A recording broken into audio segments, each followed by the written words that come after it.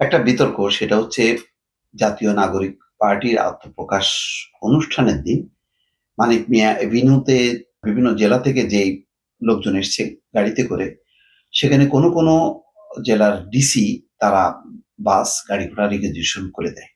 এমন একটি অভিযোগ স্বয়ং নুরুল হক নূর সংবাদ সম্মেলনে করেছেন এবং পিরোজপুর জেলার কথা বলেছেন।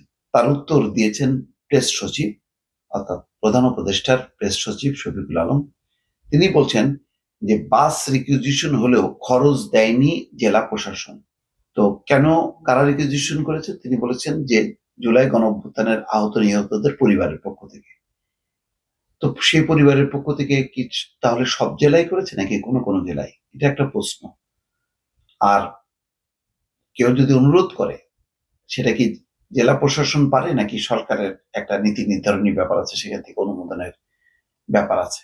সে বিষয়টি কিন্তু উত্তর পরিষ্কার হওয়া দরকার এই কারণে যে এখানে একটা বিতর্ক, সেটা প্রধান দল বিএনপির মধ্যেও, যে আনুকূল্য দিচ্ছে সরকার, আনুকূল্য দিচ্ছে নতুন দলকে।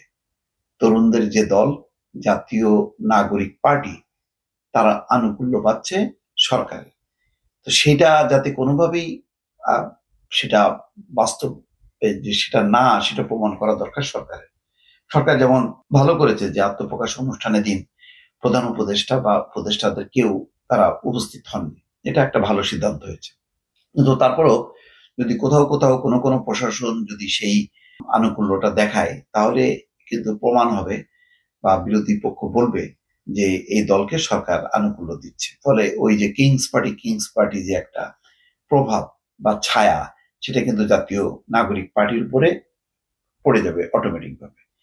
প্রধান উপদেষ্টা প্রেস সচিব শফিকুল আলম বলছেন, আমরা পিরোজপুরের জেলা প্রশাসনের সঙ্গে কথা বলেছি, তারা 5টি বাস রিকুইজিশন করতে সাহায্য করেছেন, কিন্তু এই বাসগুলোর কোনো ধরনের পেট্রোলের খরচ, যাতায়াত খরচ সহ কোনো খরচই ডিসি অফিস থেকে দেওয়া হয়নি। শনিবার ফরেন সার্ভিস একাডেমিতে এক ব্রিফিং এ তিনি বলেন, শফিকুল আলম বলছেন, ডিসি আশরাফুল আলম জানিয়েছেন যে বৈষম্য বিরোধী ছাত্রদের পিরোজপুর শাখা এবং নাগরিক কমিটি তাদের কাছে বাস রিকুইজিশনের জন্য জানিয়েছেন, এজন্য তারা ডিসির কাছে চিঠিও দিয়েছেন। এর সঙ্গে জুলাই আগস্টের আন্দোলনে যারা আহত হয়েছেন এবং নিহতদের পরিবার সবাই মিলে এসে জেলা প্রশাসনের কাছে অনুরোধ করেছিলেন। সেই অনুরোধের প্রেক্ষিতে এক প্রকার চাপে তারা 5টি বাস রিকুইজিশন করতে সাহায্য করেছে।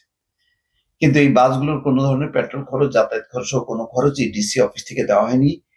এর মধ্যে কোনো সম্পৃক্ততা ডিসি অফিসের ছিল না। তিনি বলেন, আমরা দেখেছি যে এই ধরনের ঘটনা আর কোথাও পুনরাবৃত্তি হয়েছে কিনা। প্রেস সচিব বলেন, পিরোজপুরের 5টি বাস রিকুইজিশন করা নিয়ে সামাজিক মাধ্যমে অভিযোগ আসছে যে পিরোজপুরের ডিসি অফিসে এই কাজে সহায়তা করেছে। এটার কিছু অভিযোগ আমাদের উদ্দেশ্যও এসছে, হয়তো অন্তর্বর্তী সরকার এই বাসগুলো রিকুইজিশন করার ক্ষেত্রে সহযোগিতা করেছে। আমি এখানে দ্ব্যর্থহীন কণ্ঠে বলতে চাই, অন্তর্বর্তী সরকার এখানে কোনো ভূমিকা নেই। তিনি বলছেন যে আমি এই বিষয়ে মন্ত্রিপরিষদ সচিবের সঙ্গে কথা বলেছি, এই বিষয়ে অন্তর্বর্তী সরকারের কোনো ভূমিকা নেই। অন্তর্বর্তী সরকার মনে করে সব রাজনৈতিক দলের জন্য এই সরকার লেভেল প্লেইং ফিল্ড তৈরি করছে, যাতে সুন্দর একটা অবাধ ও নিরপেক্ষ নির্বাচন সব দলের অংশগ্রহণ করতে পারে। এটা হচ্ছে আমাদের মূল দায়িত্ব। সব রাজনৈতিক দলের কাছে আমরা সমান, সেই জায়গা থেকে বলা হচ্ছে এসে, যেটা বেশিরভাগ ক্ষেত্রেই অতিরঞ্জিত বলে আমরা মনে করি। আসলে এটা নুরুল হক নূর সংবাদ সম্মেলনে আনুষ্ঠানিকভাবে এই অভিযোগটি করেছে। এখন অন্তর্বর্তী সরকারকে প্রতিনিয়তই এই পরীক্ষাটাই দিতে হবে যে তারা আসলে জাতীয় নাগরিক পার্টি অন্য যে রাজনৈতিক দল আছে তার মতনই তারা ট্রিট করছে। এখন যদি প্রশাসনের কোনো ক্ষমতা নিয়ে জাতীয় নাগরিক পার্টি অগ্রসর হয়, সেটা খুবই দুঃখজনক হবে। দর্শক ভালো থাকবেন। আল্লাহ।